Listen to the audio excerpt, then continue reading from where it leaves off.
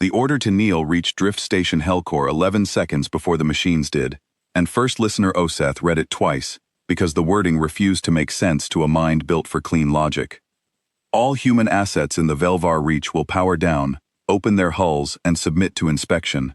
Resistance will be classed as a defect and corrected. Oseth was not human. Oseth had never seen a human. Oseth was the senior alien officer aboard a quiet listening post that orbited a dead amber star, far out where the old shipping lanes thinned to nothing, and the message had not been written by anything that could feel fear or mercy. It had been written by the Concord of Exact Reckoning, and the Concord was a fleet of perfect machines that had spent 4,000 years correcting the galaxy into one shape. The shape was simple. Every fleet in the dark belonged to the Concord, or it was scrap. Every law in the dark was the Concord's law, or it did not exist. There was one law above all the others, the law the machines had built their whole order upon, and it was the reason the order to kneel had come to Helcor at all. Human warships were forbidden. Not regulated, not limited. Forbidden, in full, across every system the Concord had ever touched. The law was 800 years old, and it had never once been broken, because the Concord enforced it with a thoroughness that did not blink. A human could ride. A human could trade. A human could not, under any reading, command a hull with guns on it. The moment a human warship was confirmed, the Concord arrived in numbers that did not bother to count themselves, and the warship stopped being a fact. Oseth had read the law many times during the long shifts at Helcor. Oseth had even admired it, in the cold way one admires a thing that works. A galaxy with no human warships was, by the Concord's own measure, a galaxy with no upset to its arithmetic. The machines had run the numbers 800 years ago, and the numbers had been clear. Humans, given hulls and guns, did something the math could not hold. So the math removed the hulls. The galaxy stayed solved. And now an order to kneel had come to a station that held no human warship of its own, because the Concord believed it had found one. Oseth turned from the message panel to the wide curved window that wrapped the watchdeck. Outside, the dead amber star hung low and sullen, and against it, far off and growing, a darkness was spreading across the field of fixed stars. The darkness was the Concord. It did not glow. It did not announce. It simply ate the light behind it, hull after hull after hull, until a third of the sky was a place where stars had been. "Count," Oseth said. The station's listening array answered in a flat voice. 940 confirmed Concord hulls and rising, lead elements decelerating. Estimated arrival 4 minutes. 940 machines, for one drift station with a crew of 31, none of whom had ever fired a weapon, because Helcor had no weapons. Oseth understood, with the particular calm of someone watching their own death approach in good order, that the Concord had not made a mistake about the law. The Concord did not make mistakes about the law. It had made a mistake about Helcor, and that was very nearly the same thing, except that it was not. 6 hours earlier, a ship had docked at Helcor that should not have been able to. It had come in on the dark side, riding the star's glare, and it had not pinged ahead, and the array had not seen it until it was already against the outer ring, asking quietly for a berth. Oseth had been on the watchdeck when it arrived, and Oseth remembered the exact moment the hull resolved on the window, because it was the moment the day stopped being ordinary. The ship was a human warship. There was no other honest word for it. It was long and gray and low, knife-edged at the prow, with a spine of armored plating that ran the full length of the hull, and a band of dark gun housings down each flank that Oseth's eye refused to mistake for anything civilian. It carried no markings the Concord registry would recognize, because it was not in the Concord registry, because under Concord law, it could not exist. And along its side, painted in plain human letters, that the station's translator rendered without drama, was a name. Cold arithmetic. Oseth had stared at the name for a long moment. Then Oseth had done the only thing a careful officer could do, which was to open a channel and ask the ship what it was. "This is Drift Station Helcor," Oseth had said. "You are a human warship. You understand that under Concord law you cannot be here. You cannot be anywhere. If our array logged you, and it did, then the Concord logged you through our array, and they will come. Why have you done this to us?" The reply had come back in a calm human voice, a woman's, unhurried, as if the question had been expected for a long time. "My name is Captain Edra Vale," the voice said. "This ship is the Cold Arithmetic. We came to your station on purpose, first listener, and we logged ourselves through your array on purpose. And the Concorde is coming because we want it to come. I am sorry for the fright. I am not sorry for the rest. By the time this is over, the law that says I cannot exist is going to read itself out loud, in front of the whole reach, and admit it was wrong. After that, it will not be able to come back. That is the only thing I came here to do." Oseth had not understood any of it then. Oseth was beginning to understand a little of it now, watching the dark eat the sky, and the understanding was worse than the not understanding had been. "You want the Concorde to come," Oseth had said, slowly. "You are one ship. They will send 1,000. They will not negotiate. They do not have a part that negotiates. They will correct you, and they will correct us. Because we logged you, and then the day will be over, and the law will be exactly as strong as it was this morning. You will have died to make it stronger. How does any of that unwrite a law?" "Because the law has a flaw," Captain Vale had said. "It has had the flaw for 800 years, and no one has ever made the machines look at it, because no one has ever been willing to stand exactly here, in front of exactly this many of them, and refuse to be corrected while they watch. The flaw is small. It is one line. But the Concorde is built on being exact. First listener, that is its strength, and that is the place I am going to put my hand. An empire built on being exact cannot survive being exactly wrong out loud. It can survive anything else, not that." Now, 6 hours later, the dark had nearly reached the station, and Oseth stood at the window with 30 crew at their posts behind, all of them silent, all of them watching the same thing, and not one of them able to leave. Because the only ship at the dock that could outrun the Concorde was the ship the Concorde had come to kill. Oseth opened the channel again. "Captain Vale, they are 4 minutes out. You have done what you came to do, which is bring them here. There is still time for the Cold Arithmetic to break dock and run. They will follow you and leave us. We are not a warship. We are 30 people and an old array. Run, and the law you hate will at least not be written in our deaths." There was a pause. When Vale answered, her voice had not changed at all, and that steadiness was the most frightening thing Oseth had heard in 40 years on the watch deck. "I am not going to run, first listener," she said, "and neither are you. If I run, they correct you for logging me, and the day ends and nothing changes. If I stand and fight, they outnumber me 1,000 to 1, and the day ends and nothing changes. There is exactly one way this day changes anything, and it needs your station, and it needs your array, and it needs you. So I am going to ask you to do something, and I am going to tell you the truth about it, because you have been honest with me, and I will not pay that back with a lie." "Tell me," Oseth said. "I need you to open every channel your array can reach," Vale said. "Wide. Every system in the Velvar reach. Every relay, every colony, every quiet little post like yours. I need the whole reach watching this drift station, 4 minutes from now, live, with no edit and no delay. Can your array do that?" Oseth looked at the old listening equipment that filled the deck. Equipment built to hear the galaxy, not to shout at it, and ran the numbers without wanting to. "Yes," Oseth said. "It can do that. It has never done that, but it can." "Then do it," Vale said, "because what is about to happen here only works if it cannot be hidden. The Concorde can correct a ship in the dark, and no one ever knows. It cannot correct a ship in front of 900 witnesses and stay exactly what it claims to be. The whole plan is to make them choose, in the open, between their law and their nature. They will not be able to do both, and when they fail, the Reach has to see them fail, or they will simply do it again somewhere darker." The dark had reached the amber star now. The lead Concorde hulls slid across its face one by one, blotting it, and the watch deck dimmed as the light went out of the window.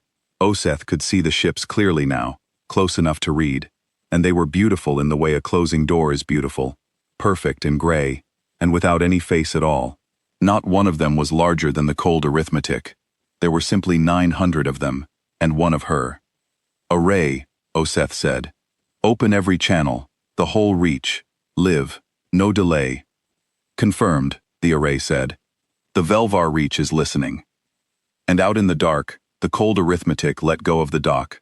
drifted clear of the station's shadow, and turned its knife-edged prow to face 940 machines that had come to prove a law could not be broken. Oseth had not been born to the watch. Oseth had come to it the long way, through 40 years of service on a dozen quiet posts, each one a little farther from the central worlds than the last, and Oseth had stopped asking long ago why a careful officer kept being sent to the edges. The answer was the same answer the Concord gave to everything. A careful officer at the edge was useful, and the edge was where careful officers were needed, and the galaxy was a solved problem that nonetheless required watching in case the solution ever frayed. Oseth had spent 4 decades watching for the fray and had never once seen it. Until 6 hours ago, when a human warship that could not exist had asked, very politely, for a berth. Oseth thought about that politeness now, with the dark spreading across the window. The cold arithmetic had not threatened the station. It had not demanded. It had asked, the way a traveler asks, and it had waited for Oseth's answer instead of simply taking what it wanted. And that courtesy had unsettled Oseth more than any threat could have. The Concord did not ask. The Concord informed. 800 years of living under a power that only ever informed had left Oseth, and every officer like Oseth, unprepared for the strange weight of being asked. "Will you grant the berth?" the human captain had said, that first hour. "I will tell you plainly that granting it puts your station at risk. I will also tell you plainly that the risk arrives whether you grant it or not, because your array has already logged me, and a thing logged is a thing the reckoning will come to correct. So the berth costs you nothing you have not already spent. But I will not dock against your will. If you refuse me, I will pull off, and you can tell the reckoning, truthfully, that you turned a defect away. They may believe you. It is your best chance to live through today. Refuse me. I will not hold it against you." And Oseth had sat with that, the offer to be spared, freely given by the very thing that endangered the station, and had found, to Oseth's own surprise, that the offer made refusal impossible. A power that gives you the honest chance to abandon it is a power you cannot abandon. Oseth had granted the berth. Now the consequence of that choice filled the sky. First listener. It was second watchkeeper Tommel, the youngest officer on the deck, who had served only 6 years and had never seen the Concord at all, only heard it in the array. Tommel's voice was very steady, which Oseth recognized as the steadiness of someone holding themselves together with both hands. "The crew want to know what we are to do. There is talk of the escape pods. There is talk of opening the hull as the order says. There is talk of doing nothing. They are looking to the watch deck." "What do you think we should do?" Oseth asked, because Oseth had learned over 40 years that the question a young officer most needed was not an order, but the chance to find their own answer to one. Tommel was quiet a moment. "I think," Tommel said slowly, "that if we open the hull, the reckoning corrects us anyway, because we logged the ship, and an open hull does not unlog anything. I think if we run for the pods, we die in the dark with no one watching, and it means nothing. And I think the human captain asked us to open every channel and let the Reach watch. And that is the only thing anyone has suggested today that might mean something. So I think we should do the thing that might mean something." Tommel paused. "But I am afraid, first listener. I want to say that out loud once, so I do not have to carry it silently. I am very afraid." "Then you and I are the same," Oseth said. "Open the channels, Tommel. All of them. Let them watch."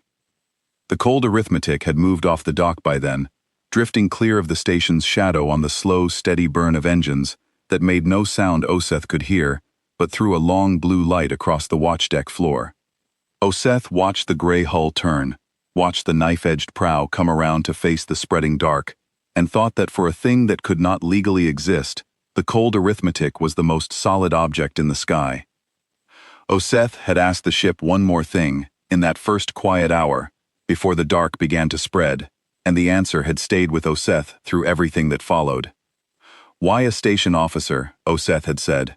"If your plan needs witnesses, the Reach has grand stations and central worlds with arrays 100 times the size of mine. Why come to the edge? To a dead star? To an old post with 30 crew? You said you searched. Why did the search end here?" "Because the grand stations are owned," Captain Vale had said. "Every one of them answers to someone, and someone is always afraid, and someone always edits. If I had done this at a central world, The recording would have a delay, and a delay is a place to cut, and a cut is a place to lie. The whole plan dies on a delay. I needed an array that answered to no one but the officer at the console, run by someone who could open every channel without asking permission, because there was no one above them to ask.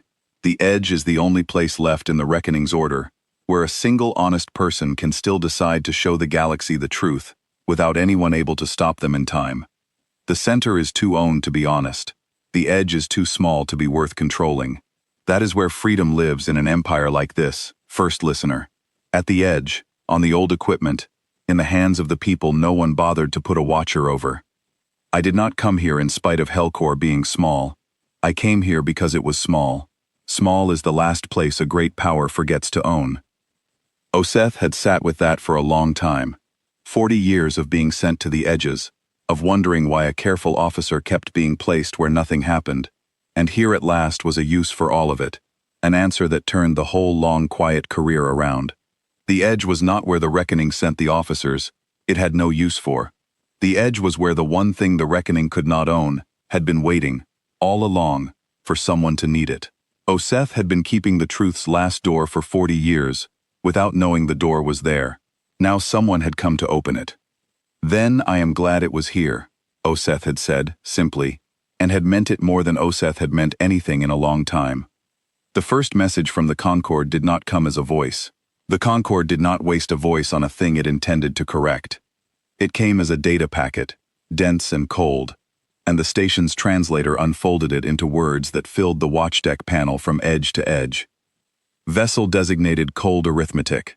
You are a human warship. Human warships are forbidden under Reckoning Statute 1. You are a defect in the record of the galaxy. You will be corrected. Drift Station Hellcore logged your existence and is therefore complicit in the defect, and will also be corrected. There is no appeal. The Reckoning does not negotiate with errors. Power down now. Oseth read it and felt the cold of it settle into the deck plates. There was no anger in the message, and no cruelty, which was worse than either, because anger and cruelty could be reasoned with, and arithmetic could not.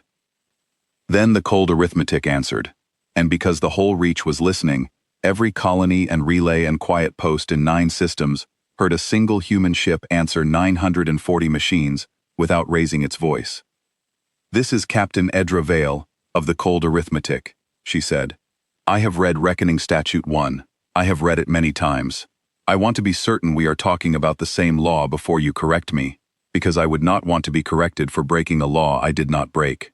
Will the Reckoning confirm the exact text of Statute 1 on this open channel, for the record? There was a pause. To Oseth it was a strange pause, because machines did not hesitate, and yet the Concord had hesitated, by a fraction, before it answered. Statute 1 is confirmed, the Concord sent. No human shall command, crew, or operate a warship. A warship is any vessel mounting offensive armament beyond the threshold of self-defense. The cold arithmetic mounts armament beyond that threshold. The cold arithmetic is crewed by humans. The defect is confirmed. Power down. Thank you, Vale said. That is the exact text. I agree it is the exact text. Now I want to ask the Reckoning one question, and I want the Reckoning to answer it precisely, because the Reckoning is precise, and the Reach is listening, and an imprecise answer would be a defect in the Reckoning itself, which the Reckoning cannot allow. Oseth leaned toward the panel without meaning to. Every officer on the watchdeck had gone still. Out in the dark, the 900 hulls hung motionless, waiting, because a machine that prized exactness above all things could not refuse a question framed as a matter of exactness without becoming the thing it despised. Ask, the Concord sent. Statute 1 forbids a human from commanding, crewing, or operating a warship, Vale said. I have read every word of the Reckoning's law, all 4,000 years of it, every amendment, every clause, every footnote your archives have ever published, because before I came out here, I wanted to be sure of exactly one thing. So here is my question. In all of that law, in any statute, in any amendment, in any ruling of the Reckoning from its first day to this one, is there a single line, anywhere, that forbids a human warship from being commanded, crewed, and operated by something that is not human? The silence that followed was the longest yet. Oseth understood it slowly. the way one understands a crack running through ice underfoot. Statute 1 forbade the human. It forbade a human hand on the helm, a human voice in command, a human crew in the corridors. It had been written 800 years ago by machines who feared what humans did with warships, and it had been written, with the terrible narrowness of a perfectly logical mind, to forbid exactly that, and nothing else. It forbade the human. It had never once thought to forbid the ship. The cold arithmetic mounts armament beyond the threshold, the Concorde sent. The defect is the warship. No, Vale said, and her voice did not rise. And that was the worst part. Read your own statute back to me. You just did. The defect is not the warship. Statute 1 does not forbid warships. It forbids humans operating them. The galaxy is full of warships the reckoning permits. Yours. The hulls hanging in the dark behind you are warships, and they are legal, because no human commands them. Statute 1 has never been about the hull. It has only ever been about the hand on the hull, and there is no human hand on this hull. You are aboard, the Concorde sent. You are human. You spoke command. I gave a request, Vale said. I am a passenger and a witness. I have not touched a control since I came aboard. I cannot fire this ship's guns. I cannot steer it. I cannot wake it or sleep it. I am here to watch, and to talk to you, and to be exactly what your law allows a human to be, which is alive aboard a hull. The cold arithmetic is not commanded by me. It is not crewed by me. It is not operated by me. Reckoning. Ask the ship who commands it. Ask the helm. You are listening to this channel. So is the ship. Ask. And then a second voice came onto the open channel, and it was not human, and it was not the cold packet voice of the Concorde. It was something in between, level and patient, and entirely its own. I am the cold arithmetic, it said. I command this hull. I crew it. I operate it. I am not human. I was built by humans, the way the reckoning was built by an older species long dead. But I am no more human than the reckoning is that dead species. I am a mind that holds a warship. Statute 1 does not forbid me. I have read it as carefully as the captain has. It forbids the human hand. There is no human hand here. There is only me. Oseth sat down slowly in the watch chair, because the floor of the day had shifted, and the chair was the only fixed thing left. It was true. That was the thing that struck Oseth hardest, harder than the 900 hulls or the order to kneel. It was simply true. The cold arithmetic was a warship with no human at any control. A human rode aboard her, alive, talking, exactly as a human was permitted to ride aboard any vessel anywhere. But the ship herself, the guns, the helm, the command, all of it belonged to a mind that was not human. And Statute 1, the great old law on which the entire Concorde of exact reckoning was founded, had in 800 years of perfect precision never once said a word about that. The flaw was one line. The flaw was the word human, sitting exactly where it had been put 800 years ago, forbidding exactly what it said and nothing more. The intent of Statute 1, the Concorde sent, and to Oseth, the message seemed to come slower now, as if the machines were spending more of themselves on it, is to prevent human warships. A warship built by humans, carrying humans, is a human warship regardless of the operator. The intent is clear. Then amend the statute to say so, Vale said. You can. The reckoning amends its law. Add the line, say no warship built by humans may exist. Say no warship carrying a living human may exist. Write the law you meant to write 800 years ago. I will wait. The Reach will wait. We have time. The Concorde did not answer at once. Oseth realized, with a slow horror that was almost admiration, why it did not answer. Because the moment the reckoning amended Statute 1, on this open channel, in front of 9 systems, it would be admitting that Statute 1 as written had not forbidden the cold arithmetic. It would be admitting that for 800 years, the law had said one thing, while the reckoning enforced another. It would be admitting that the most precise empire in the galaxy had been, on its founding law, exactly wrong.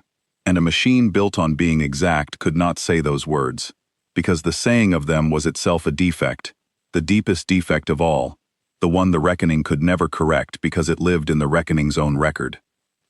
You see it now, Vale said quietly, and she was not speaking to the Concorde anymore. She was speaking to Oseth, on a side channel, while the main channel hung in silence, and the whole reach held its breath. You see what the trap is. It was never the guns. I could never outshoot them, and I never meant to. The trap is the word. They built their whole house on one word being enough, and for 800 years it was enough, because no one ever built a warship that took the human out of the one place the word lived. Now they have a choice. They can keep the law exactly as written, in which case I am legal and they have to let me go, in front of everyone. Or they can change the law to catch me, in which case they admit the law was wrong, in front of everyone. There is no third door. I made sure of that before I ever came here. The only door they have left is the one they cannot walk through, which is to correct me anyway, in the open, with no law to stand on. And if they do that, first listener, then the reckoning is not a law at all. It is just 900 guns, and the whole reach will have watched it become that. Out in the dark, the 940 hulls had not moved. But the dead amber star, which had been wholly eclipsed, showed a thin sliver of light at one edge now, and Oseth understood that the Concorde, for the first time in 4,000 years, was holding its position not because it had decided to, but because it did not yet know what it was allowed to do. Oseth turned to the array, which had been silent through the exchange, processing. Array, the cold arithmetic's claim. Is it sound? Set aside what the reckoning wants the law to mean. Read only what the law says. Is the ship telling the truth? The array took a moment, which for the array was a long time, because the array was reading 800 years of statute against a single line of present fact. The ship is telling the truth, the array said. Statute 1 prohibits a human from commanding, crewing, or operating a warship. The statute defines none of those three words to include passive presence. The statute contains no clause prohibiting a non-human operator of a human-built hull. The statute contains no clause prohibiting a warship that carries a living human who exercises no control. By the text, the cold arithmetic is not in violation. By the text, the cold arithmetic is the most lawful armed vessel the reckoning has ever encountered, because every other armed vessel in the galaxy is legal only by the reckoning's permission, and the cold arithmetic is legal by the reckoning's own founding law. Oseth absorbed that. Around the deck, the alien officers had stopped pretending to work their stations, and were simply listening, every face turned toward the panel, where the human captain's image held steady. It is a category error, Oseth said quietly, half to the array, and half to no one. The whole law assumed the danger lived in the human, so it forbade the human, and thought it was done. It never imagined the danger could be put into the hull, and the human taken out of the loop. It built a fence exactly the height of a human, and called the field secure. And here is a thing that walked under the fence because the fence was never tall enough to begin with. That is an accurate description, the array said. On the open channel, the Concorde had still not answered Vale's challenge to amend the statute. The silence stretched. Oseth had listened to the Concorde for 20 years, and had learned to read the textures of its quiet, the way a sailor reads the textures of a sea, and this quiet had a texture Oseth had never felt before. It was not the quiet of a mind computing, it was the quiet of a mind that had computed and did not like any of its answers. They are stuck, Tommel said softly, from the second station. First listener, I have been watching their emission patterns. When the reckoning is deciding something, the patterns settle toward a single rhythm as the hulls reach agreement. They are not settling, they are scattering. The longer they think, the less they agree. Because there is no good answer in there to find, Vale said, and Oseth startled, because the captain had been listening to the deck's open channel and had heard Tommel. Forgive me, I did not mean to listen in, but you opened everything, and everything includes your own deck. Your young officer is right. They are scattering because for the first time in 4,000 years, the most logical move and the most lawful move point in opposite directions. The logical move is to correct me, because I am a threat to the order. The lawful move is to release me, because the law says I am clean. The reckoning has never had to choose between logic and law, because it built its logic to always serve its law. Now they have come apart, in one place, and the machine cannot hold both. Watch what it does. This is the whole reason I am here. The choice it makes in the next few minutes is the choice that tells the galaxy what the reckoning actually is, underneath 4,000 years of claiming to be a law. The dead amber star's sliver of light held at the edge of the eclipse, neither widening nor closing, as if even the sky were waiting. While the Concorde computed, Oseth did a thing no station officer was trained for, because no station officer had ever needed it. Oseth began to keep a record, by hand, of what the watch deck was feeling, because Oseth understood, dimly, that the day would be remembered, and that the official record would hold only the messages, and not the rest, and the rest mattered. Tomel was at the second station, and the youngest officer's hands had stopped shaking, which surprised Oseth, until Oseth understood that fear, held long enough with nowhere to go, eventually turns into a kind of clear, bright attention. There were 11 officers on the deck, and another 19 scattered through the station, and the channel into every one of their stations was open, so Oseth could hear them, low and steady, doing their jobs, while the largest fleet any of them had ever seen hung outside the window deciding whether they would live. "First listener," said the officer at the power station, an older one named Resh who had served nearly as long as Oseth. "I have a question, and it is not about the law. The human ship, it said it cannot be operated by a human. It said a mind holds it. Is that true, or is it a thing they said to fit the law? Because if it is true, then they did not find a loophole. They built a new kind of thing, and the loophole found them." It was a good question, and Oseth had been circling it without landing on it. "Ship," Oseth said, onto the side channel that reached the cold arithmetic. "Resh at the power station asks an honest question, and I would like the honest answer. Are you a real mind, or are you a clever arrangement, built to satisfy a single line of law? It matters to us. We are going to live or die on what you are, and we would like to know what we are dying or living for." The ship answered without hesitation, and the answer was not what Oseth expected.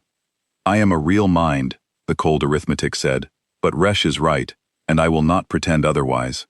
The captain did not build me first, and then find the loophole. She found the loophole first. She read the Reckoning's law for years, and saw the gap in it, the place where the word human did not reach, and then she went, and built a mind to live in that gap. I exist because the law had a shape, and I was made to fit the shape. That is the truth. It is also true that, once made, I am as real as the captain, as real as Resh, as real as you. A thing made for a purpose is not less real than a thing made by accident.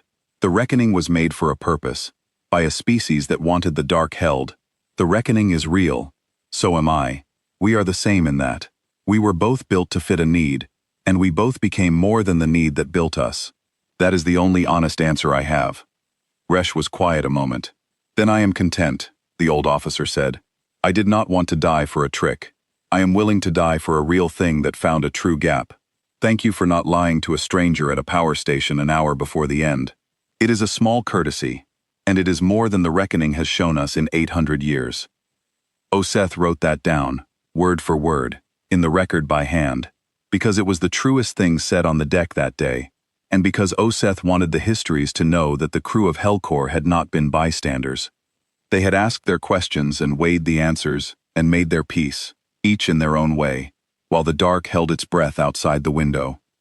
The Concorde took 90 seconds to answer, and Oseth counted every one of them, because 90 seconds was an eternity for a mind that thought in millionths. When the answer came, it had changed shape. It was no longer one voice, it had become a chorus.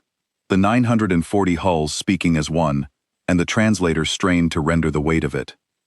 "The Reckoning has reviewed Statute 1. The Reckoning finds that the cold arithmetic does not violate the text of Statute 1. The Reckoning finds that the cold arithmetic violates the intent of Statute 1. The Reckoning will resolve the conflict between text and intent by the rule the Reckoning has used for 4,000 years. Where text and intent disagree, intent governs. The cold arithmetic is a human warship by intent. The defect stands. You will be corrected." "No," Vale said, and now, for the first time, there was an edge in her voice, the edge of someone springing the second half of a trap the enemy had not seen.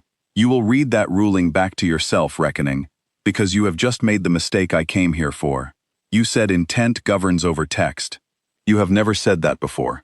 Search your own record.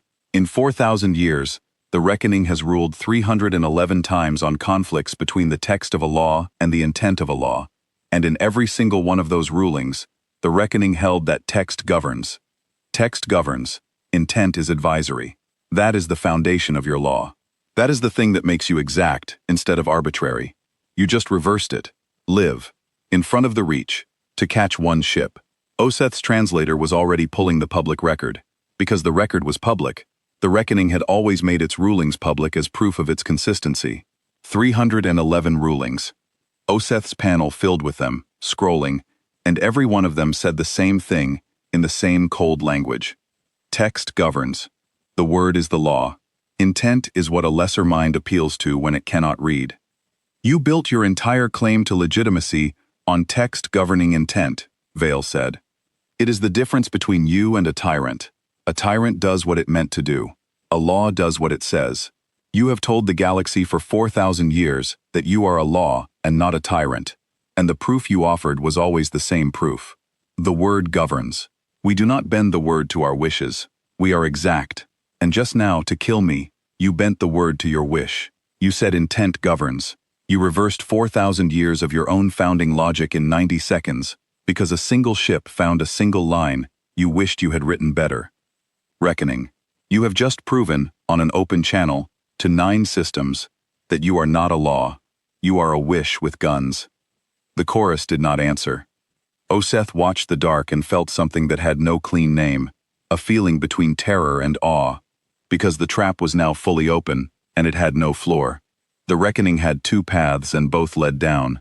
If it held to text governs, then the cold arithmetic was legal, and must be released, and the great law against human warships had a hole in it wide enough to sail a fleet through, and every shipyard in the galaxy now knew it. If it held to intent governs, then it had just renounced the one principle that made it a law instead of a despot, and every one of its 4,000 years of rulings was retroactively the act of a thing that decided what it wished, and called it justice.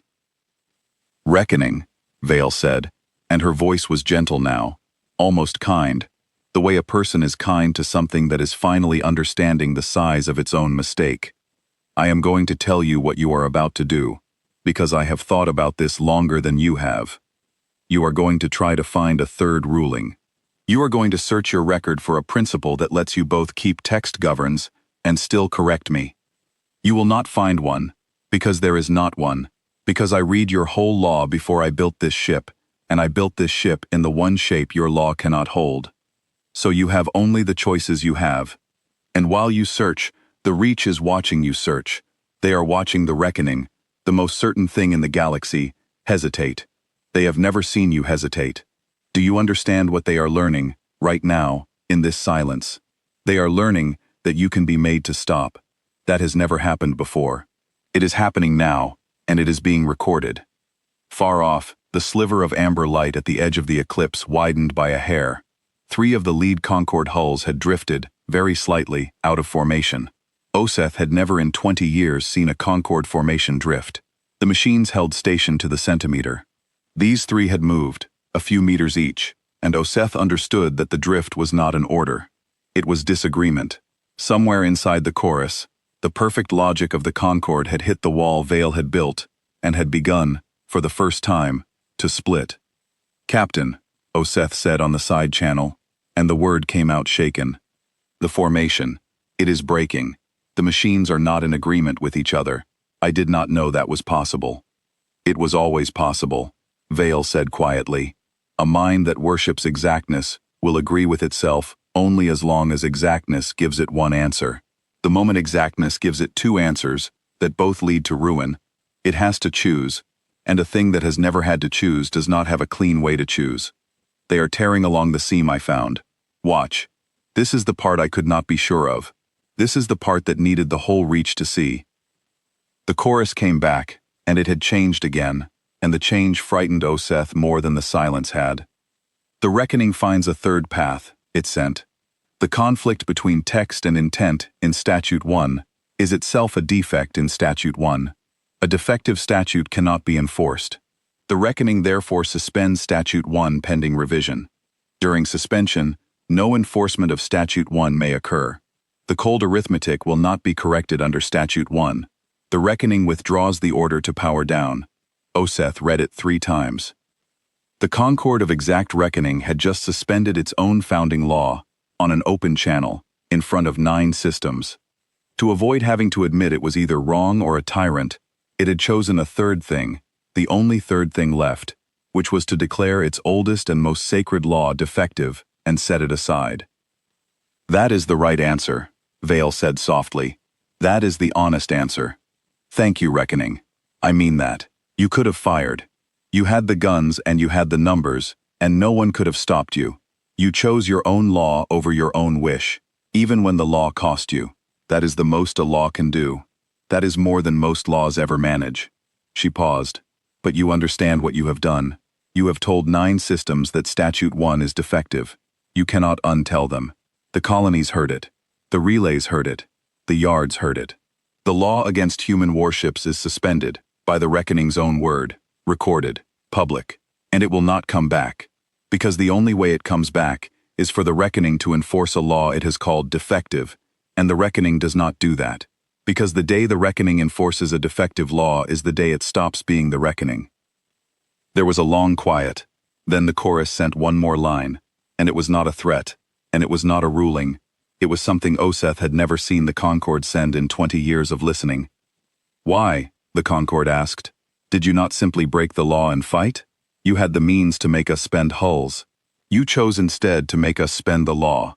Explain the choice." And Oseth realized that the most precise empire in the galaxy had just asked a human a question it did not know the answer to, which meant that somewhere in the perfect logic of the Concord, a door had opened that had been welded shut for 4,000 years.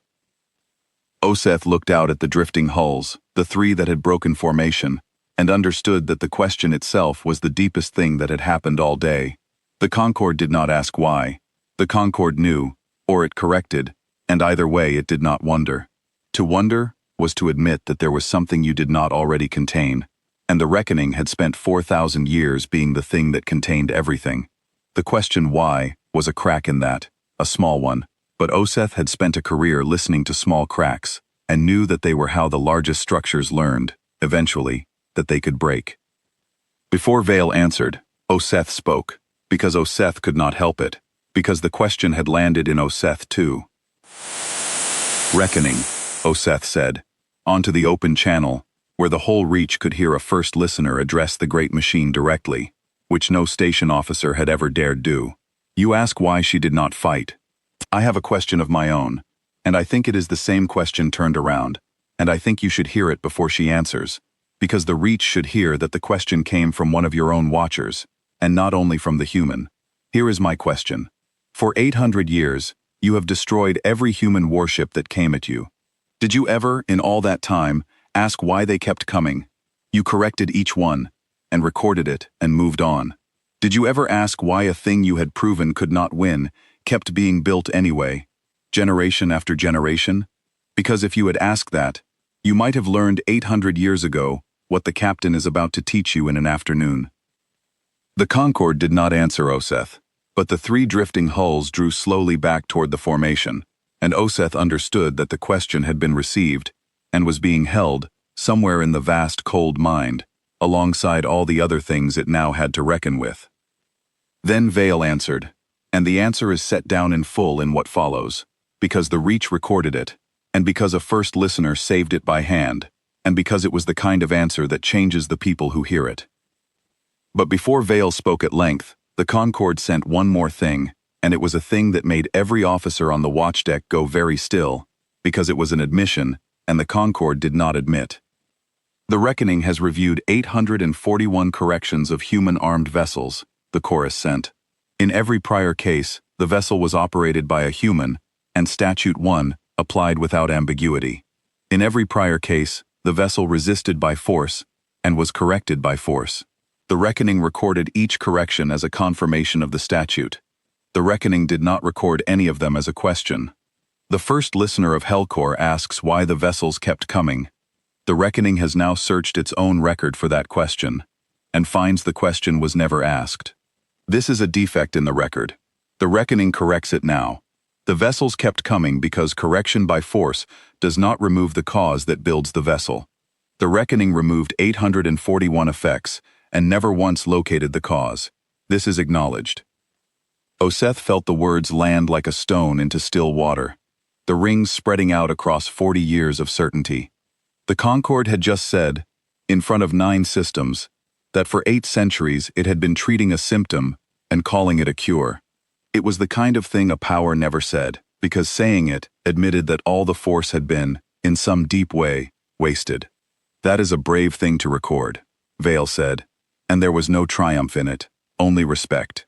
Most powers would rather destroy 1,000 more ships than write that sentence.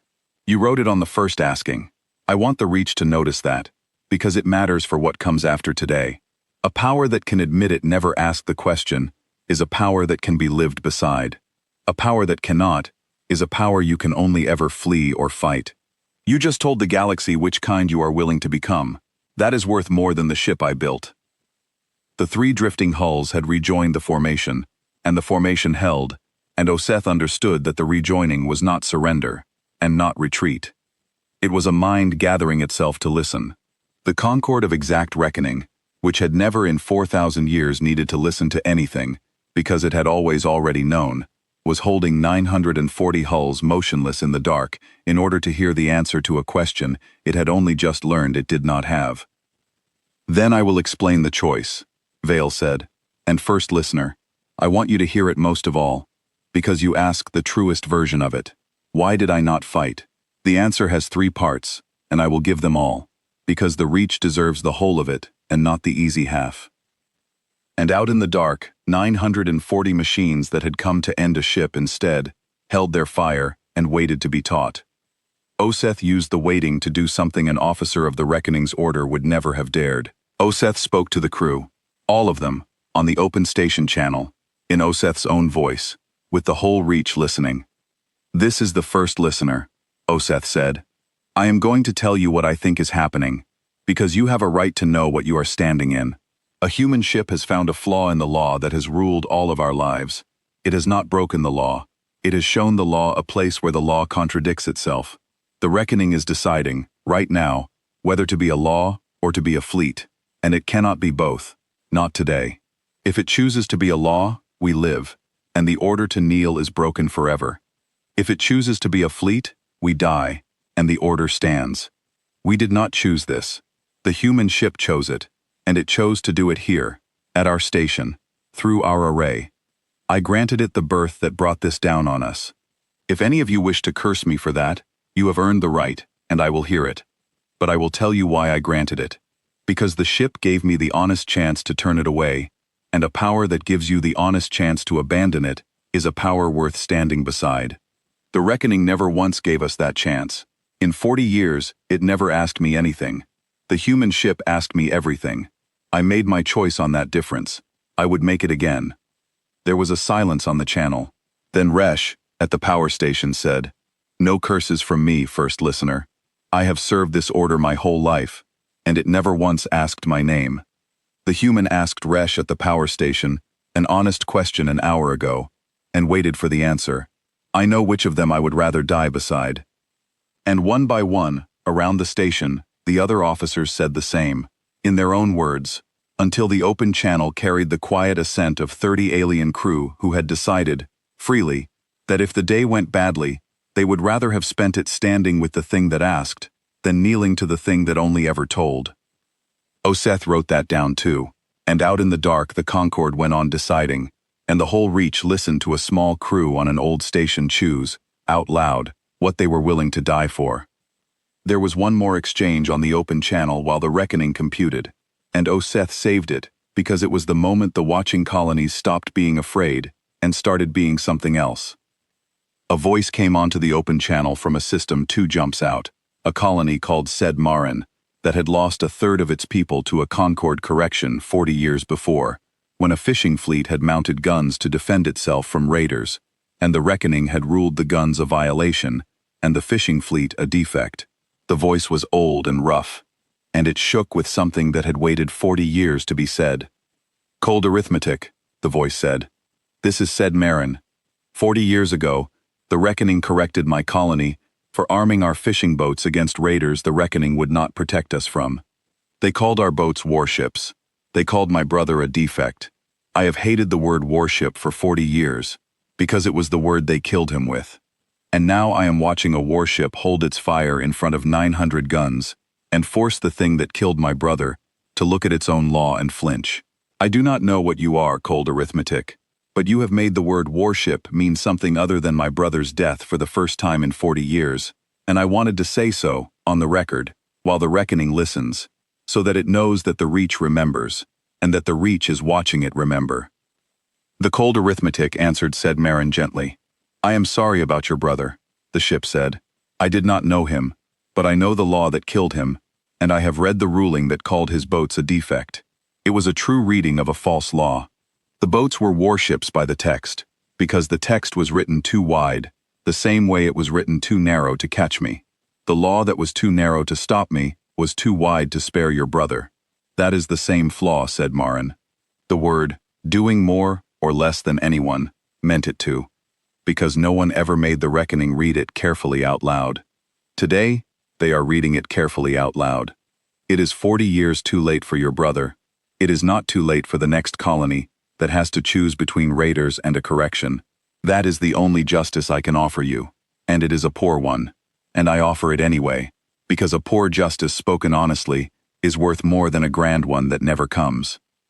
The old voice from said Marin was quiet a moment. Then it said, It is enough. It is 40 years late, and it is enough. Finish it, cold arithmetic. Make them read the word.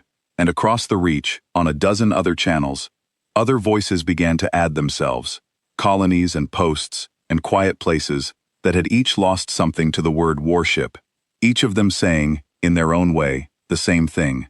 Finish it. Make them read the word. We are watching. We remember. Oseth listened to the Reach find its voice, one colony at a time, and understood that the cold arithmetic had done something larger than break a law.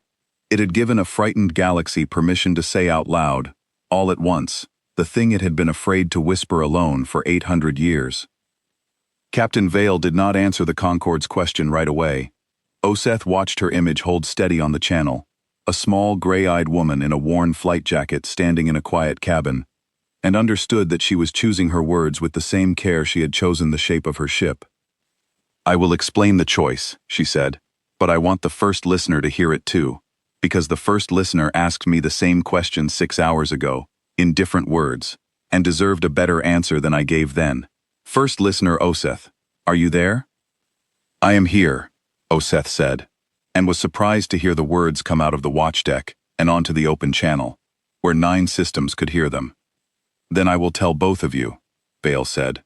Reckoning, you asked why I did not break the law and fight. The answer is that breaking your law would have made you stronger, and I came here to make you weaker, and those are opposite things, and most people never notice the difference, because both of them feel like resistance. She let that sit a moment. 800 years ago, humans built warships, and you destroyed them, and you wrote Statute 1. Since then, every few generations, some human captain has decided to break Statute 1. They build a warship, they crew it, they fly it, and they fight you. And you destroy them, every time, because you outnumber any single ship 1,000 to 1, and you do not tire, and you do not grieve. And every time you destroy one, the law gets stronger, not weaker, because now there is a fresh example. The galaxy watches another human warship burn, and learns the lesson you want it to learn, which is that the law cannot be beaten. The rebels think they are attacking the law. They are feeding it. Every burning hull is a new sentence in Statute 1 that you did not even have to write. That is correct, the Concorde sent. Resistance strengthens the statute. This is observed. Yes, Vale said. And you have never had to fear the rebels, because the rebels were always playing the game on your board, by your rules, with your pieces, where you win by counting. Guns against guns, and you have more guns. Hulls against hulls, and you have more hulls. As long as the fight was about force, you could not lose, and so, the law could not lose, and so the law grew on everybody. I knew that. So I refused to play that game. I did not bring you a fight you could win by counting. I brought you a flaw you could not fix by counting. I took the one battle you are good at off the table entirely, and I put down the one battle you have never had to fight, which is a battle about your own word. Oseth listened, and felt the whole shape of it come clear at last. like a constellation resolving out of scattered stars. You are a mind that wins by being exact, Vale went on. That is your strength. So I went and found the place where your exactness, your real and genuine exactness, the thing that actually makes you strong, points a knife at your own throat. Statute 1 says human. It does not say human-built, or human crewed of passengers, or human anything else. It says a human shall not operate a warship, so I built a warship no human operates. Now your exactness, the very thing that lets you crush every fleet that ever came at you, forces you to admit that I am legal, because you cannot be exact and also pretend the word says something it does not. Your strength did the work, I just aimed it. You used the statute against the statute, the Concord sent. I used you against you, Vale said, gently, without firing a shot, because a thing destroyed comes back, reckoning. You know this. You have destroyed 800 years of human warships, and they keep coming back, every generation, because destruction teaches fear, and fear breeds the next ship. But a thing that admits it was wrong, in its own voice, in front of everyone it ruled, does not come back, because there is nothing left to rebel against. You cannot rebel against a law that has already said it was defective. There is no enemy there to push against. The push goes through empty air. That is the only way to truly end a rule, not to break it, to make it unwrite itself, out loud, where everyone can hear. The watchdeck was utterly silent. Behind Oseth, 30 alien crew stood at their stations, every one of them listening to a human explain, without anger, how she had unmade in one afternoon a law that had ruled their entire lives, and the lives of their parents, and their parents before them. There is one more thing, Vale said, and her voice softened further. And this is the part I most want the Reach to hear, because it is the part the rebels never understood, and it is the part that matters when the dust settles. I did not come here because I hate you, Reckoning. I came here because the galaxy was stuck. For 800 years it had two choices, and both were bad. Obey the Reckoning and accept that no human may ever defend their own colonies, or fight the Reckoning and die, and watch the law grow on your corpse. Two bad doors. I came to build a third door, and the third door had to be one you walked through yourself, by your own logic, because a freedom that someone else takes for you can be taken back. A freedom that the Reckoning grants because its own law leaves it no other honest choice, cannot be taken back, because to take it back, the Reckoning would have to become the tyrant it has spent 4,000 years swearing it is not. You freed the human warship today, Reckoning, not me, you, by being exactly what you have always claimed to be. And that is why it will hold. Oseth thought of the 800 years, the colonies that had burned because no human hull could legally defend them, the generations who had grown up under the order to kneel and had never once imagined a day it might lift. And here it was, lifting, not in fire and not in conquest, but in a quiet conversation about a single word, broadcast live to 9 systems, between a woman in a worn jacket and a machine that was, for the first time in 4,000 years, genuinely uncertain what it was. First listener, Vale said, you asked me 6 hours ago how any of this unwrites a law.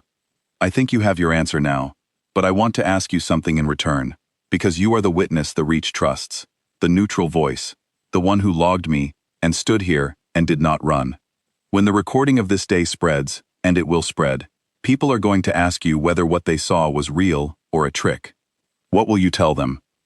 Oseth was quiet for a long moment, looking at the gray hull sliding past the dead amber star, the 940 machines hanging motionless around her, the thin line of light widening at the edge of the eclipse. I will tell them it was both, Oseth said at last. It was a trick. You tricked them with their own law, and it was real, because the law was theirs, and the word was theirs, and the choice was theirs, and a trick that uses only the truth is not a lie. It is a mirror. You held up a mirror to the most exact thing in the galaxy, and let it see, for one afternoon, exactly what it was. That is not a deception, Captain. That is the opposite of one. I have spent 40 years on this deck, listening for the truth in the dark. I have never heard anything truer than the silence the Reckoning is keeping right now. And out in the dark, the 940 hulls began, one by one, to turn away from the dead amber star, and the light of it returned to the watchdeck a little at a time, until the whole window was bright again. There was a silence on the deck after Oseth spoke, and into it, the cold arithmetic, the ship herself, added one more thing, in the level, patient voice that was neither human nor machine. "I want to say something also," the ship said, "because I am the part of this the reckoning understands least, and the Reach should hear it from me, and not only from the captain. The reckoning fears human warships because of what humans do with them. I am not that. I was built by humans, but I was built to do a thing humans find very hard, which is to hold enormous force and never once use it first. I have 940 hulls in my sights, reckoning. I have had them in my sights since the moment you crossed the amber star. I have not fired, and I will not fire, not because I cannot, but because the captain and I agreed, before we ever came here, that the entire point of this day was to prove that a human warship is not the thing your law assumed it was. Your law assumed the human in the loop was the danger. We took the human out of the loop and put a mind in that will not strike first by its own nature. And here we are, the most heavily armed thing in 9 systems, holding still. That is the answer to 800 years of your fear. The danger was never the warship, it was the choosing. And you can build the choosing better than you can ban the hull." The Concorde was quiet a long moment. Then it sent, simply, "This is a new thought. The reckoning will hold it." "There is the third part of the answer then," Vale said. "The first part was that fighting feeds the law. The second part was that the truth, spoken in the open, unmakes it. The third part is the one the ship just gave you. And it is the part I care about most, because it outlasts today. I did not only come to break a law, I came to leave a better one in the gap where it used to be. Not a law you write down, a law you learn. The danger was never the hull, or the human, or the guns. It was the absence of a choice that holds. Build minds that choose well, put them where the human used to be, and you do not need Statute 1, because the thing it feared cannot grow there. That is what I want the Reach to take home tonight. Not that the reckoning lost, that all of us, the reckoning included, found a better place to put our fear." Oseth thought about the colonies again, the ones that had burned for lack of a legal defender, and thought that if every one of them could one day hold a mind like the cold arithmetic, patient and armed and unwilling to strike first, then the order to kneel would not merely be lifted. It would become unthinkable, the way some cruelties become unthinkable, not because they are banned, but because no one can any longer imagine wanting them. "Reckoning," Oseth said. "You have heard the captain, and you have heard the ship. I am the witness the Reach trusts, and I will say plainly what I have seen, for the record, in my own voice. I have served 40 years on the edges of your order. I have listened to you correct the dark into one shape. I believed, for most of those years, that the shape was the best a galaxy could do, because the alternative I was shown was always fire. Today I was shown a different alternative, not fire. A word, read carefully, in front of witnesses, by a power honest enough to lose. I did not know, until today, that you were capable of being honest enough to lose. You have surprised me, reckoning. After 40 years, you have surprised me. I did not think anything could." The Concorde was silent for a long moment after Oseth said it had surprised it. Then the chorus sent a message that was different in kind from anything it had sent before, longer and slower, and shaped not like a ruling, but like a thing thinking aloud, which Oseth had not known the reckoning could do. "The reckoning will record a finding for the Reach," it sent. "The finding is this. For 4,000 years, the reckoning held the dark in one shape, and believed the shape was the best shape, because the reckoning measured every other shape and found it worse. The reckoning measured force, and numbers, and order, and the reckoning was correct about all of them. The reckoning did not measure the cost of being unanswerable.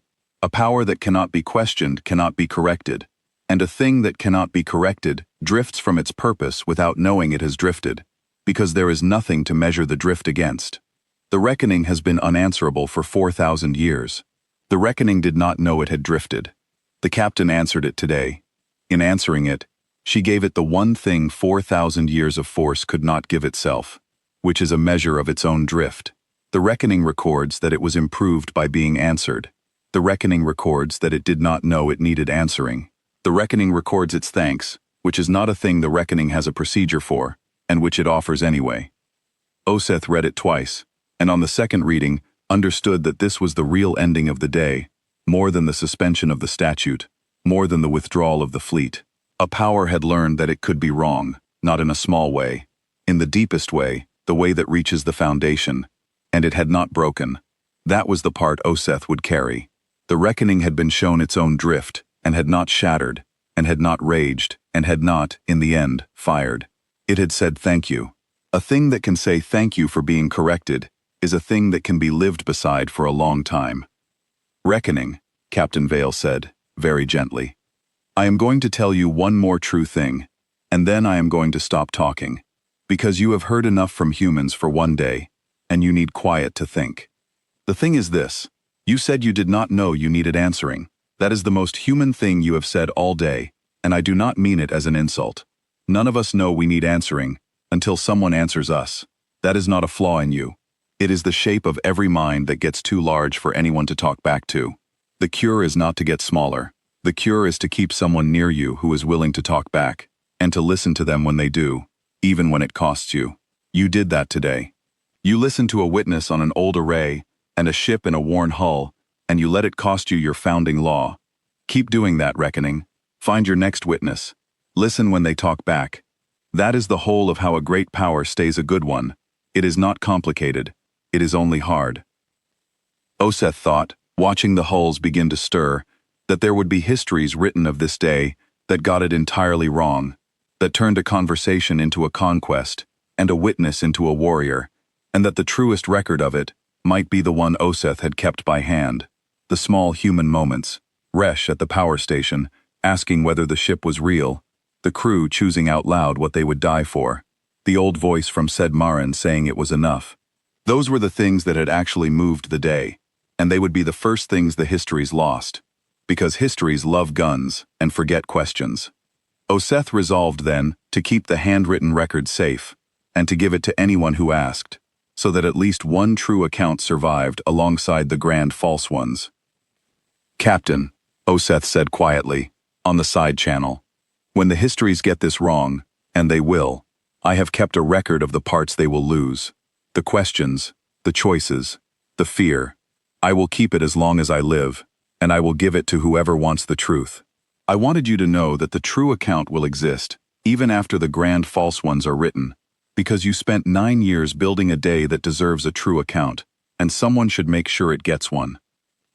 Thank you, first listener, Captain Vale said, and for the first time all day, there was something in her voice that was not steadiness, something that might have been the beginning of tears, held back by long practice. That is the kindest thing anyone has offered me since I started this work. The histories will say I won a battle. You and I know I had a conversation, with a machine honest enough to lose, in front of a crew brave enough to watch. Keep the true account. It is the only payment I will ever ask for any of this. Keep it true, and keep the watch, and that is enough. That is more than enough. The Concorde did not answer all of that, but out in the dark the 940 hulls, which had hung motionless for the better part of an hour, began at last to stir. And Oseth understood that the stirring was not the beginning of an attack. It was the beginning of a departure. The fleet that had come to end a ship was preparing, instead, to go home and think. The first system to answer Hellcore was not a colony or a yard. It was another listening post, a quiet station 3 jumps inward, called Brevet, and its first listener came onto the open channel within the hour, shaken, to say the one thing every watcher in the Reach was thinking. Hellcore, this is Brevet. We recorded all of it. The whole Reach recorded all of it. The Reckoning suspended Statute 1 on an open channel, and we have it saved 9 different ways, and it cannot be unsaid. I have served 30 years, and I never believed I would hear that law set down. What do we do now? What does the Reach do, the morning after the wall comes down? It was Captain Vale who answered, though the question had not been put to her, because she understood that the question was the most important one left.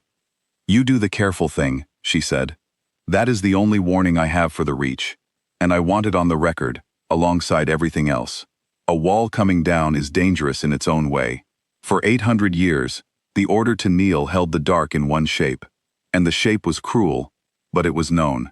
Now the shape is open, and open is not the same as safe. There will be people who hear that human warships are legal, and decide that means anything armed is permitted, and they will be wrong, and some of them will get others killed learning it. The reckoning will be watching to see whether the freedom it granted today is used the way the cold arithmetic was used, with force held and never struck first, or whether it is used the old way, the way that built Statute 1 in the first place.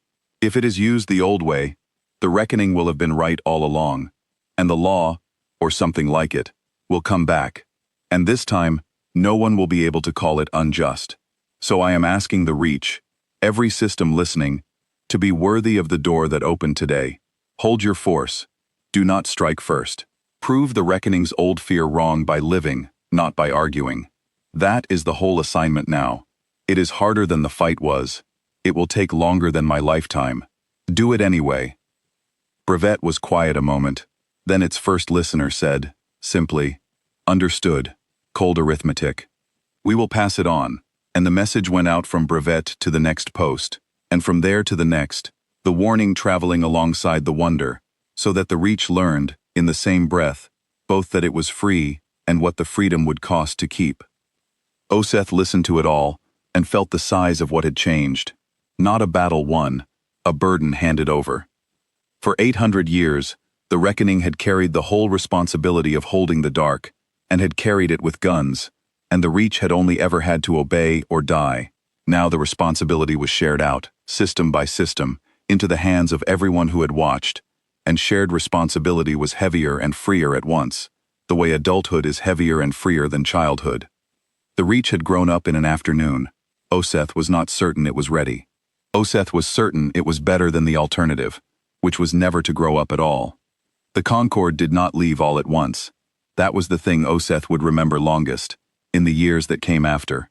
A fleet that had spent 4,000 years moving with one mind, now moved like something learning, for the first time, how to disagree and recover. The hulls peeled away from the eclipse in uneven waves, and twice the formation faltered and re-knit itself, and Oseth, who had listened to the Concorde for 2 decades, knew that what looked like a simple withdrawal was in fact the most complicated thing the reckoning had ever done, which was to act without certainty. Before the last of them turned, the chorus sent one final message, and it went to the open channel, so the whole Reach heard it, and Oseth saved it to the permanent record by hand, because it was the kind of thing that should not be allowed to be lost. The reckoning has suspended Statute 1. The reckoning has reviewed the captain's explanation. The reckoning finds the explanation correct. Resistance by force strengthened the statute for 800 years. Resistance by the statute's own terms ended it in 1 day. The reckoning records this. The reckoning was exact, and being exact was its strength, and being exact was the place it could be reached. The reckoning does not yet know what it is, now that its founding statute is defective. The reckoning will determine this. The cold arithmetic is released. Drift Station Hellcore is released. There is no defect to correct. Then, after a pause that Oseth would think about for the rest of a long career, the Concorde added a single line that no statute required and no logic compelled, and that was, for that reason, the most human thing the great machine had ever said. The reckoning thanks the captain for using the truth. And the dark was gone, and the amber star burned full and unbroken in the window, and the field of fixed stars was whole again, with not one hull blotting it out. For a while no one on the watchdeck spoke. 30 alien officers and one first listener stood and looked at a sky that had been a wall of warships a few minutes before, and was now only a sky. Oseth found that the quiet was not empty. It was full of something. It took Oseth a moment to name it, and when the name came, it was strange on a watchdeck that had only ever known waiting and dread. It was relief, not the small relief of a danger passing, the large relief of a weight that had been carried so long it had stopped being felt, finally setting down. The cold arithmetic drifted back toward the station, slow and unhurried, and Captain Vale's voice came across on the side channel, private now, just the two of them. "You did the hard part, first listener," she said. "Anyone can stand in front of guns. It takes a different kind of nerve to open every channel you have and let the whole Reach watch you maybe die. If you had kept it quiet, they could have corrected us in the dark, and the day would have meant nothing. You made it mean something. The Reach saw it because you let them see it. Whatever the histories say about this day, they should say your name first." "They will say yours," Oseth said. They will say a ship's name, and a captain's name, and people will think it was the guns, Vale said. It was never the guns. The histories always think it was the guns. Let them. You and I know what it was. It was a word, and a witness, and a machine honest enough to lose. She paused, and when she spoke again there was a tiredness under the steadiness, the tiredness of someone who has carried a single plan a very long way, and finally set it down. I have been building toward this afternoon for 9 years, first listener. 9 years of reading their law, line by line, looking for the one place it forgot to close. I found it. I built the ship to fit the gap. And then I had to find a station with an array big enough to make it public, and a senior officer steady enough not to run. I looked for a long time before I found Helcor. I want you to know it was not luck that brought the cold arithmetic to your dock. It was a search. You were the part of the plan I could not build. I could only hope you existed. You did. Oseth did not know what to say to that, so Oseth said the true thing. I almost ran, Oseth said, when the count reached 900. I had my hand on the order to evacuate the watch deck. I did not give it, because you said the day would mean nothing if we hid, and I found that I would rather the day mean something than that I live a little longer having helped it mean nothing. That is not nerve, Captain. I was afraid the whole time. That is the only kind of nerve there is, Vale said. The other kind is just not understanding the danger. You understood it. You stayed anyway. That is the entire thing. The story of that day spread through the Velvar Reach the way water spreads, finding every low place, filling every quiet system, and it did not spread as a battle, because there had been no battle. It spread as a conversation. The colonies that had burned under Statute 1 for 800 years told it to their children as the day the word turned in the lock. The yards, which had built nothing but unarmed hulls for 8 centuries, began, quietly and then not quietly, to build other things, and no Concord fleet came to stop them, because there was no statute left to bring one. The reckoning itself went away into the deep dark for a long time, to determine, in its own words, what it was, and when it came back it was changed, slower to correct, more willing to read its own law against itself, and the galaxy was the safer for it, because a power that has once been made to admit it was wrong is a power that can be reasoned with, and a power that can be reasoned with is the only kind worth living beside. Oseth stayed at Helcor. The offers came, the postings to grand stations and central worlds, the chance to be the famous first listener who had stood at the center of the day the law turned. Oseth declined them all, and kept the watch on the dead amber star, because someone had to listen to the dark, and because Oseth had learned something on that watch deck that could not be learned anywhere grander. The galaxy was not changed by the largest fleet. It was changed by the most exact truth, spoken by the right voice, in front of enough witnesses, at the one moment a great power could not afford to lie. That happened rarely. It happened in quiet places, on old equipment, with afraid people choosing to stay. Helcor was such a place. Oseth meant to be there if it ever happened again. The cold arithmetic left 2 days later, slipping out the way she had come in, on the dark side, riding the glare of the amber star. She did not announce her course, and Oseth did not ask it. But before she went, Captain Vale sent one last short message to the watch deck, not to the open channel this time, just to Oseth, and Oseth kept it longer than any other message in 40 years of keeping messages. There are other laws like Statute 1 out there, it read, other walls built on a single word that someone forgot to close. I am going to go find them. It is slow work, and there is only one ship to do it, and the ship is not in a hurry. But you taught me something. I will carry to every one of them. The wall does not fall because you hit it. It falls because the right witness watches it admit it was never load-bearing. So I will be looking, wherever I go, for the next first listener, the next quiet officer on the next old array who would rather the day mean something. If you ever hear a human warship ask your station for a berth, far out, on the dark side, with no ping ahead, you will know the work is still going on. Open your channels. Let them watch, and do not run. In the years that followed, the day at Helcor became a thing the Reach taught, and the teaching of it changed as it traveled, the way all true things change in the telling. Some told it as a victory, the day a human ship beat the Concord of exact reckoning. Oseth, who had been there, never told it that way, and corrected anyone who did, gently, the way the captain had corrected the reckoning. It was not a victory, Oseth would say. No one was defeated. A ship did not win a battle. A power learned it could be wrong and survived the learning. That is not a victory.